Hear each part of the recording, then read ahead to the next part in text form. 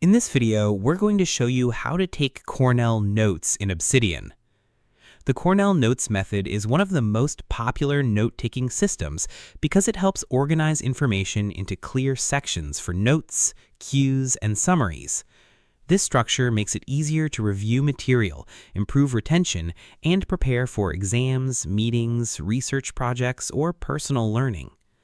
However, many people struggle with keeping their notes organized when using a traditional note-taking approach. Important details can become difficult to find, and reviewing large amounts of information may take more time than necessary. The good news is that Obsidian provides flexible formatting tools that make it easy to create and maintain a Cornell Notes system directly within your vault. By the end of this video, you'll learn how to create Cornell Notes in Obsidian and use them to organize information more effectively. So, let's get started. The first step is to open Obsidian and create a new note. Begin by creating a section for your main notes. This is where you'll record important information during a lecture, meeting, class, reading session, or research activity. Next, create a separate section for cues or questions. This area is typically used for keywords, review questions, prompts, or important concepts that help trigger recall during study sessions. You can create these sections using headings to keep everything clearly organized. As you take notes, place detailed information in the main notes section while adding keywords and questions to the cue section. After you've finished taking notes, scroll to the bottom of the page and create a summary section. Use this area to write a brief overview of the most important points covered in the note. The summary should capture the key ideas in just a few sentences. This makes future review sessions much faster because you can quickly understand the content without reading the entire note again. You can also add tags and properties to categorize your Cornell notes by subject, course, project, or topic.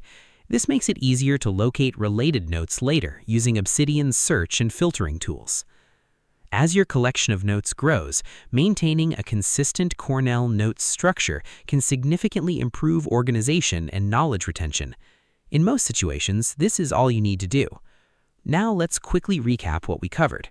First, create sections for cues, main notes, and summaries. Second, record detailed information while adding key words and review questions. And third, write a concise summary to reinforce the most important ideas. Remember that the Cornell Notes method is designed to make reviewing and understanding information easier. Using this structure consistently can improve organization, comprehension, and long-term retention of important material. This is especially useful for students, researchers, professionals, and anyone who regularly works with large amounts of information. Taking a few extra moments to organize notes using the Cornell system can make future study and review sessions much more effective. And that's how to take Cornell Notes in Obsidian. If you found this tutorial helpful, don't forget to like the video, subscribe to the channel, and share it with others who use Obsidian. Your support helps us create more tutorials, troubleshooting guides, and productivity tips to help you get the most out of your digital tools.